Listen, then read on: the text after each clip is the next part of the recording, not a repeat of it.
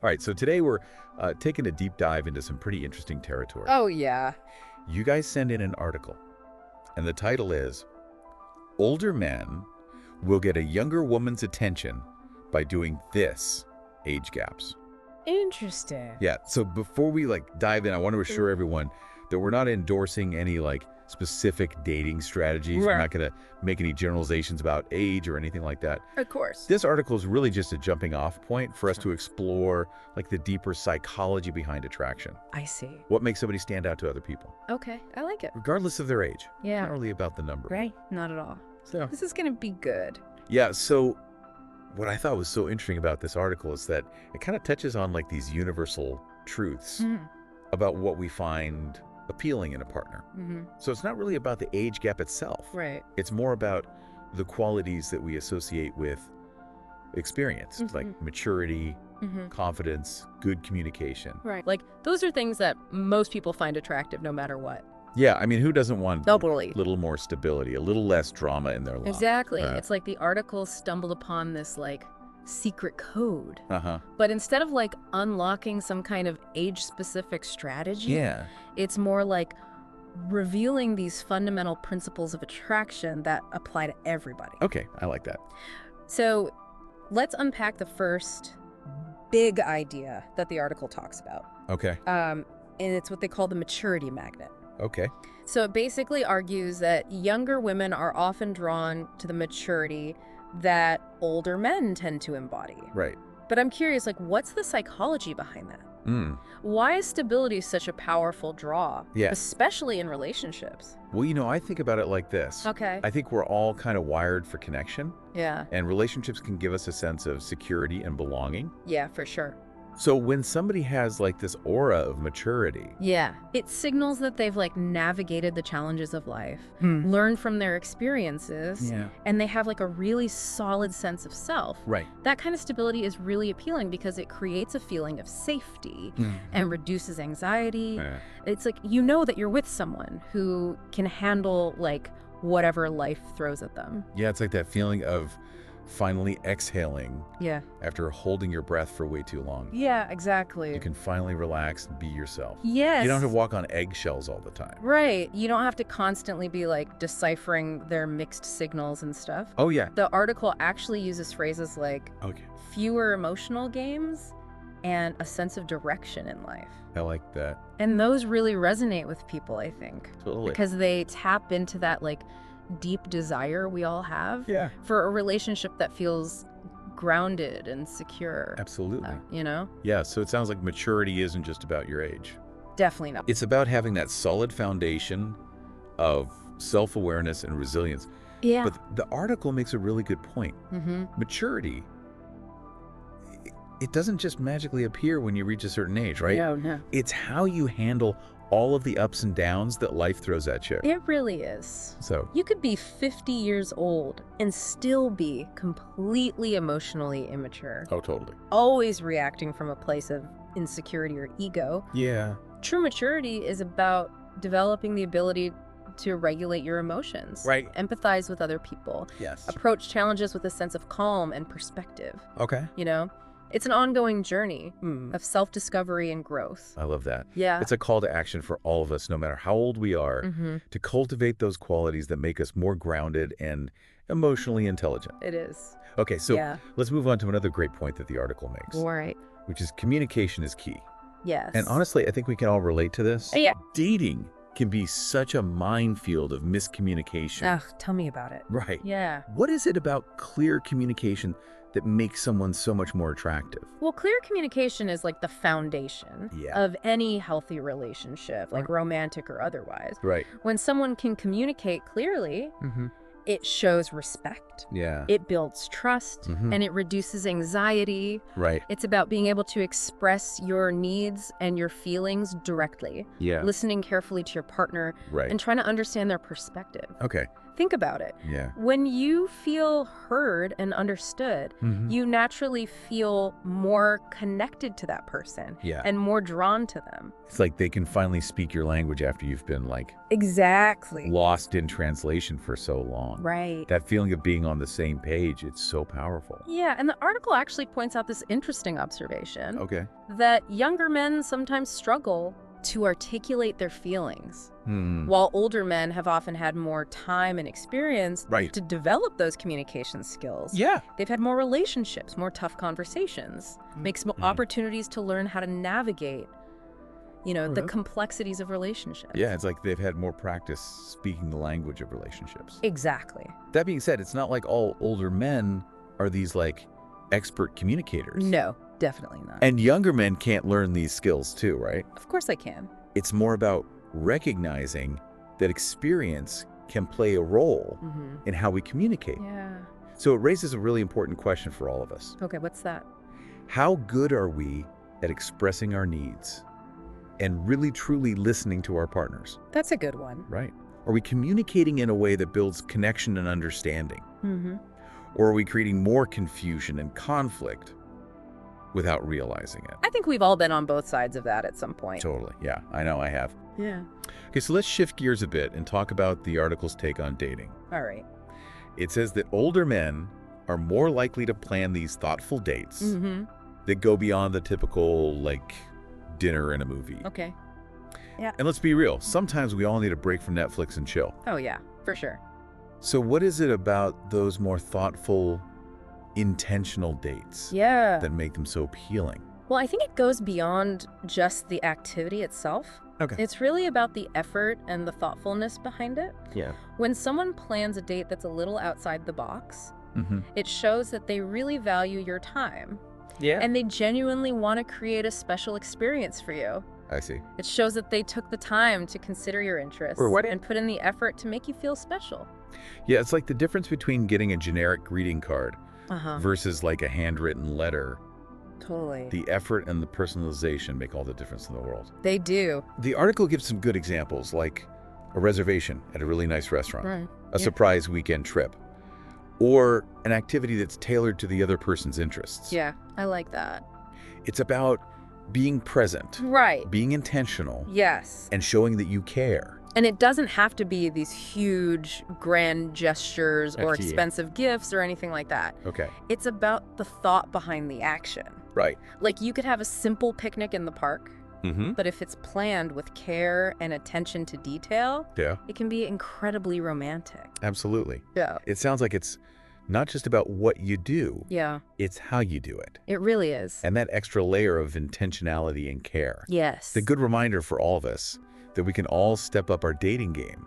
For sure. If we put a little more thought and effort Yeah. into creating those memorable experiences. Yeah. Okay. Okay, so speaking of stepping up our game, All right. let's talk about the confidence factor. Let's do it. We all know that confidence is attractive. But like, what does that actually look like? Yeah. The article says that true confidence Okay. comes from self-acceptance, not arrogance. Right. And it often grows with experience. It makes sense. But like, what are some of those subtle cues that signal genuine confidence? Well, what's interesting about confidence is that it's not just about how you look or what you say. Okay. It's about how you carry yourself. I see. It's about having a strong sense of self-worth, knowing your values, and being comfortable in your own skin. Right. When someone is truly confident, they don't need to brag or put other people down. Right. They just radiate this quiet assurance that comes from within.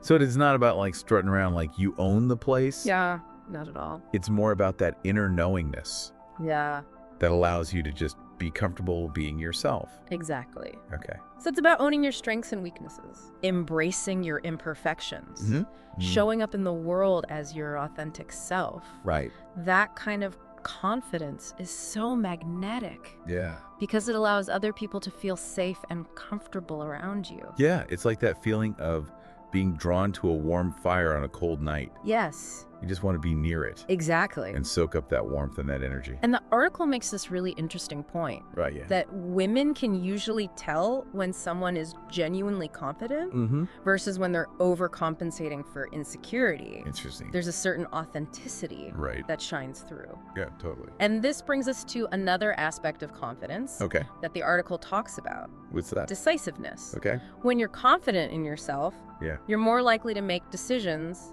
with conviction and clarity. But I feel like there's a fine line Oh, yeah. between being decisive Yeah. and being controlling. Right. There's definitely a difference. And it comes down to respect and consideration for the other person. Right. Being decisive means knowing what you want and being able to communicate that effectively. I see. But true confidence also means being open to feedback, Okay. listening to different perspectives, Yeah. and being willing to compromise. Right. It's not about imposing your will on other people. Okay. It's about leading with clarity and purpose Mm-hmm. while also respecting the needs and desires Yeah. of the people around you. So it's about striking that balance between knowing what you want, Yes, but also being open to collaboration and compromise. exactly. It's about leading with confidence, but also being a good listener Mm-hmm. and a respectful partner. Right. Okay, so this leads us to another interesting point from the article. Okay.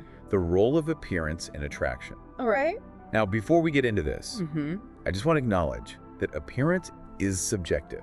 Of course. Beauty is in the eye of the beholder. Absolutely. But the article suggests that taking care of your appearance Okay. can be a sign of self-respect, Right. which can be attractive to others. Okay. Obviously, it's not about chasing trends No. or trying to fit into some kind of idealized mold. Mm-hmm. It's about presenting yourself in a way Yeah. that makes you feel good and Yes. reflects self-respect. Right.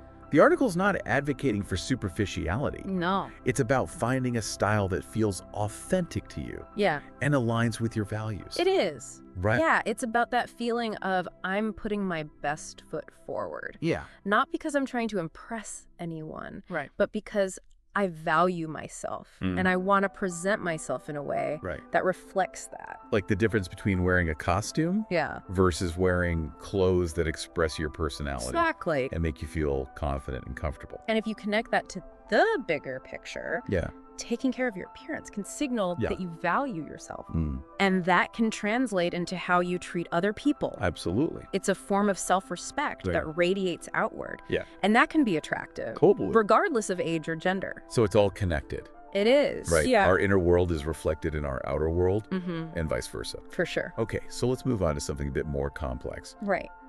Emotional intelligence. Okay. Relationships are amazing, Yeah. but let's be real, Mm-hmm. they also come with conflict. Oh, yeah, definitely. So how does emotional intelligence play into attraction Mm-hmm. and make someone stand out as a potential partner? Well, emotional intelligence is like the secret ingredient Yeah. to successful relationships. Okay. It's about being aware of your own emotions, understanding the emotions of other people, Yeah. and being able to manage those emotions effectively. So it's not about being emotionless or stoic. No. It's about being skilled at navigating the emotional landscape of relationships. Exactly. It's about being in tune with your own feelings, empathizing with your partner, Yeah. and communicating your emotions Right. in a healthy and constructive way. I see. And the article makes the point Okay. that older men, Yeah. having had more experience Mhm. with the ups and downs of relationships, Right. often have a greater capacity Okay. for emotional intelligence. Yeah, it's like they've built up this toolkit for handling those tough conversations and creating that emotional safety in the relationship. Yeah, exactly. But I imagine this isn't like yeah. just an older man thing. No, We can all cultivate emotional intelligence absolutely. regardless of our age. It's a skill set Yeah. that we can all develop and refine over time. Okay. It's about being willing to do the inner work, Yeah. learn from our experiences, make a conscious effort to become more aware and compassionate Yeah. in our interactions. So a challenge for all of us listening. Okay. How do we typically handle those stressful situations in our relationships? Are we reacting from a place of emotional maturity, Yeah. or are we letting our emotions run the show? Good question. Right? Are we creating that emotional safety for our partners, Or are we maybe inadvertently causing harm with our words and our actions? That's a powerful question. It's easy to get caught up in the heat of the moment. Oh, totally. And react impulsively. But true emotional intelligence is about being able to pause, reflect, and respond in a way that promotes understanding and connection, rather than conflict and disharmony. Absolutely. You know? It's about taking responsibility for our own emotions and like making a conscious effort to, you know, be our best selves in our relationships. Yeah, that's a really good point. Yeah. It's like emotional intelligence isn't just about like avoiding conflict. It's about creating a space where you and your partner both feel safe to express yourselves authentically. And like work through challenges together. Yeah, exactly. Okay, so moving on to another interesting point from the article. Relationship readiness. It suggests that a lot of younger women are frustrated by partners who seem to avoid commitment. And I think that like taps into a fundamental human desire. We all want a stable, loving partnership. It's a very common dating dilemma, for sure.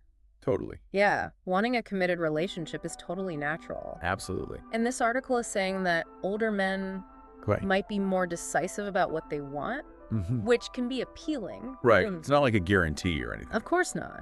This isn't saying that all older men are like this. It's not about age. It's about like that inner clarity and alignment of values. It's about being honest with yourself Yeah. and with potential partners about what your relationship goals are. Like, what are you actually looking for? Yeah. Do you want something casual or are you looking for a long-term commitment? Are you looking for a life partner? Yeah. Or just someone to have fun with for a while?